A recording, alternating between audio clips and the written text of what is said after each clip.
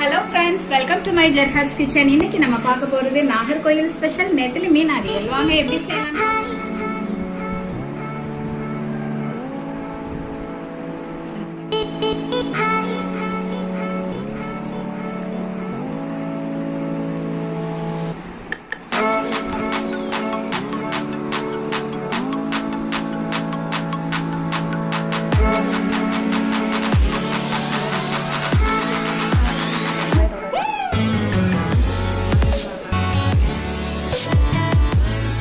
நெத்திலி மீன் அவியல் செய்ய போறோம். அதுக்கு வந்து நான் நல்ல ஒரு பெரிய தேங்காயில ஒரு முறி தேங்காய் எடுத்திருக்கேன்.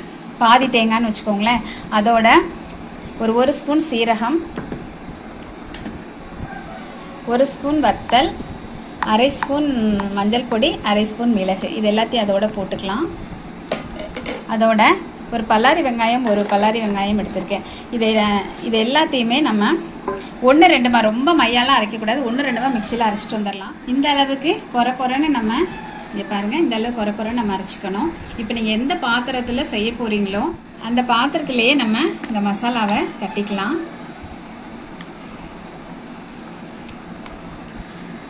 அதோட பச்சை மிளகா ஒரு 5 பச்சை மிளகாவை இந்த மாதிரி கீறி வச்சிருக்கேன், அதையும் போட்டுக்கோங்க. அப்புறம் சின்ன வெங்காயம் ஒரு 20-25 சின்ன வெங்காயம் நீல வாக்கில் கட் பண்ணி வச்சிருக்கேன், அதையும் பச்சையாவே இதில் போட்டு கொஞ்சமா கருவேப்பிலை, அப்புறம் ஒரு 10 துண்டு மாங்காய், அப்புறம் புளியை வந்து ஒரு எலுமிச்சம்பழம் அளவுக்கெல்லாம் இதுக்கு தேவைப்படாது, கொஞ்சமா புளி கரைச்சா போதும். ஒரு நெல்லிக்காய் அளவுக்கு புளி கரைச்சிங்கன்னா போதும். ஏன்னா மாங்காய் நிறைய போடுறோம். அது மட்டும் இல்லை, இந்த மீனுக்கு ரொம்ப புளிப்பு இருக்கக்கூடாது அவியல் வைக்கிறதுக்கு. இது எல்லாத்தையும் நல்லா இப்படி மிக்ஸ் பண்ணிக்கணும். தேவையான அளவுக்கு உப்பு போட்டுக்கலாம். இதெல்லாம் நல்லா கலந்ததுக்கு அப்புறமா மீனையும்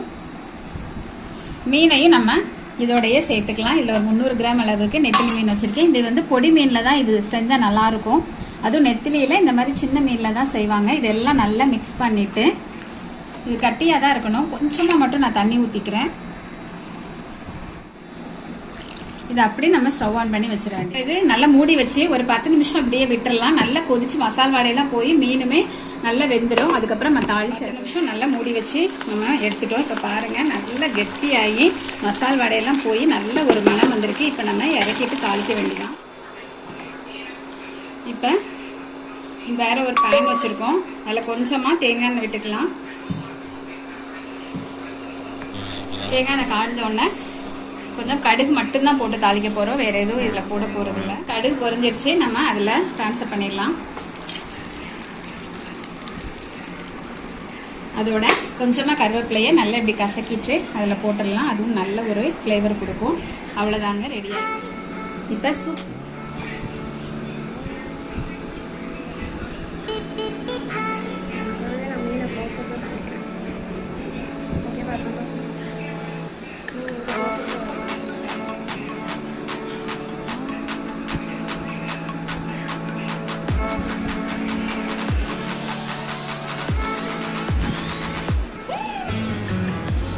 நாகர்கோயில் ஸ்பெஷல் நெத்திலி மீன் அவியல் ரெடி ஆயிடுச்சு. கண்டிப்பா இதை நீங்க வீட்டுல ட்ரை பண்ணி பாருங்க. இதை சுடுசாதத்துல போட்டு அப்படியே பசங்க சாப்பிட்டீங்க அப்படின்னா சூப்பர் டேஸ்டா இருக்கும்.